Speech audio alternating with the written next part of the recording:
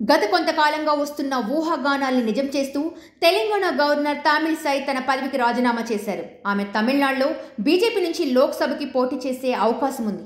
గతంలోనే ఆమె రాజీనామా చేసి తూతుకుడి నుంచి పోటీ చేస్తున్నారన్న వార్తలు రాగా అవన్నీ ప్రచారాలు మాత్రమేనని కొట్టిపారేశారు. తెలంగాణ, పుదుచ్చేరి గవర్నర్గానే ఉంటున్నాను. ప్రధాని మోదీ రాముడి దయతో విధులు నిర్వహిస్తున్నా. ఢిల్లీ వెళ్ళలేదు, ఎవరిని రిక్వెస్ట్ కూడా చేయలేదు. తమిళనాడు తూతుకుడి వరదల వల్ల ప్రభావం అయినందున వెళ్ళి చూసి వచ్చాను. మీరు అనుకున్నట్లు నేనేమి ఎన్నికల్లో పోటీ చేయట్లేదు అని అన్నారు. అయితే ఆమె ఇప్పుడు రాజీనామా చేయడంతో తమిళనాడు నుంచి లోక్సభ ఎన్నికల్లో పోటీ చేయడం ఖాయమని తెలుస్తుంది. గతంలో తమిళనాడు బీజేపీ శాఖ అధ్యక్షురాలుగా పనిచేసిన తమిళిసై పలు ఎన్నికల్లో పోటీ చేశారు.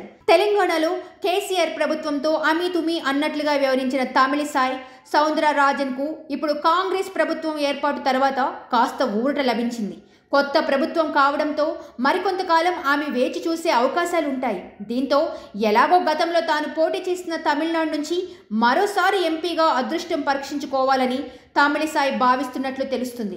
గవర్నర్ తమిళిసై తన మనసులో మాటను హైకమాండ్కు చెప్పి బీజేపీ టికెట్ తెచ్చుకునేందుకు ప్రయత్నాలు చేశారని అధిష్టానం ఓకే అనడంతో తమిళనాడు ఎన్నికల్లో ఎంపీగా పోటీ చేసేందుకు ఆమె సిద్ధమవుతున్నారని తెలుస్తుంది. గతంతో పోలిస్తే డీఎంకే, కాంగ్రెస్ కూటమికి ప్రత్యామ్నాయంగా తమిళనాడులో బీజేపీ కాస్త పుంజుకున్నట్లు తమిళిసై భావిస్తున్నారు. అందుకే ఈసారి పోటీకి ఏర్పాట్లు చేసుకుంటున్నారు.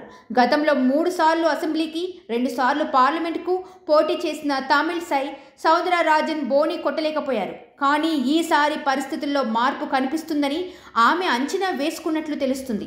అందుకే గవర్నర్ పదవుల్ని వదులుకుని మరీ ఎంపీగా పోటీ చేసేందుకు తమిళిసై మొగ్గు చూపుతున్నట్లు చెబుతున్నారు. ఈసారి 400 సీట్లకే లక్ష్యంగా బీజేపీ కృషి చేస్తుంది. తమిళనాడులోనూ పట్టు సాధిస్తుంది. అందుకే ఆమె అక్కడ పోటీకి సిద్ధమైనట్లు తెలుస్తుంది.